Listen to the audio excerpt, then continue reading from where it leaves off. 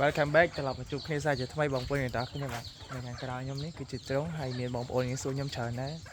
យើងធ្វើទំហំប្រមាណនេះប្រមាណនេះបងប្អូនយើងមើលតាមភាពជាក់ស្ដែងនៅខាងក្រៅនេះនេះគឺជាធុងយើងសម្រាប់ទុកដាក់មន់ដែលយើងមានអាយុចាប់ពី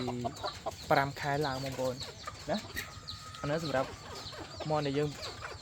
ចាប់ផ្ដើមចិត្តពេញរូបរាងខ្លាំងបងប្អូនយើងដឹងយើងឈ្មោះអញ្ចឹងយើងចាប់ផ្ដើមចាំបែកវាមកគឺវាងាយស្រួលហើយយើងធ្វើនេះយើងធ្វើប្រវែងវា6ម៉ែត្របងប្អូនប្រវែង6ម៉ែត្រហ្នឹងយើងបែងចែកបាន14ប្រឡោះហើយក្នុងមួយប្រឡោះនេះយើងប្រើទំហំកម្ពស់នេះវា54សាច់ខាងក្នុងហើយបើនិយាយបើយើងសាច់ខាងក្រៅវា56បងប្អូនហើយអានេះមក45អានេះ45តិចតួចបងប្អូនសាច់ខាងក្នុងវាណាហ្នឹងហើយចំពោះគ្រឿងធុងយើងដាក់បែបនេះយើងងាយស្រួលហើយមុនបងប្អូនទៀតយើងងាយស្រួលថែណាយើងងាយស្រួលថែមកខ្ញុំចាប់អានេះតិចមកចឹងគាត់ត្រេះយើងងាយស្រួលថែមកនេះបែបនេះបងប្អូនណានេះឡើងខាងនេះអូខេនេះបងប្អូនអូខេយើងងាយស្រួលថែតមន់របស់យើងណាឲ្យវាអួតគ្នាលេងបន្តិចបងប្អូនហើយទៅបាត់នេះអាយុច្រើនជាងគេអានេះពីឈាមបងប្អូនកាលពីនៅស្ទៀវដាក់លក់អត់មានអ្នកទិញទេឥឡូវវាធំហើយក៏អត់លក់វាទៀតដែរបងប្អូននេះហើយមានបងប្អូនមកចំនួនគាត់សួរច្រើន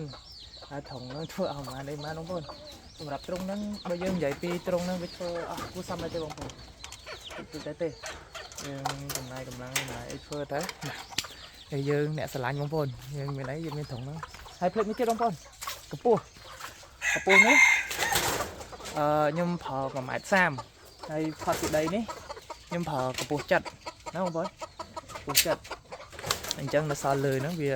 40ជាង50ណាបងប្អូន50តិចតួចនេះធុងនេះសម្រាប់ត្រង់ដែលយើងដាក់មន់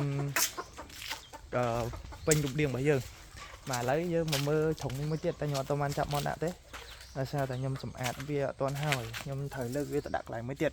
អានេះជាប្រភេទធុងយើងទុកដាក់កូនមន់យើងឬក៏មេមន់យើងមែនបងប្អូនអានេះសម្រាប់យើងទុកដាក់មន់ប្រភេទមន់មេឬក៏មន់កូនដែលយើងទឹកញាស់បងប្អូនយើងអាចដាក់វាបានហើយធុងនេះគឺខ្ញុំធ្វើការសម្អាតវាដូរទីតាំងវាសិនបងប្អូនហើយនេះបងប្អូនឃើញទីតាំងនេះសម្រាប់ការចិញ្ចឹមយើងចិញ្ចឹមវាបែបនេះមកគឺងាយមែនតើបងប្អូនមកឥឡូវយើងទៅមើលធុងប្រកាសទាំងអស់គ្នាខ្ញុំអត់ដែលបង្ហាញធុងប្រកាសឲ្យបងប្អូនយើងមើលទេនេះឯងបងប្អូនធុងប្រកាសនៅក្រោយខ្ញុំនេះមួយទំហំវាអានោះ2ម៉ែត្រអានេះ1ម៉ែត្រកន្លះណាកម្ពស់វា2ម៉ែត្របងប្អូនយើងធ្វើអានេះធំ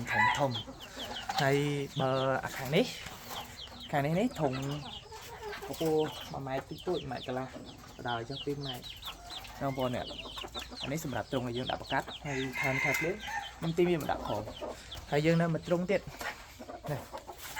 ត្រង់ទៀតមកយើងនៅក្នុងនេះយើងប្រកាសអាសង្ហានេះអាសង្ហានៅក្នុងនេះធំយើងធំ